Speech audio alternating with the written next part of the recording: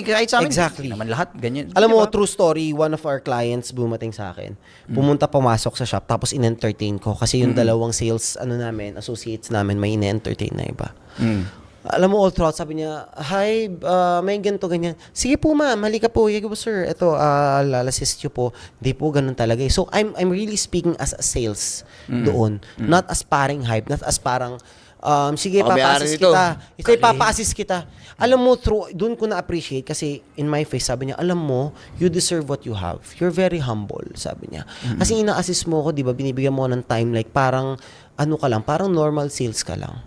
Hindi yung parang, boss ako dito, ako yung may-ari, so I'll just throw you to one of our associates na i-assist mo. And then if you need anything, just call me pag price na lang. Ganun. Hindi. Talagang from the start, ito po, sige po, upo muna po kayo.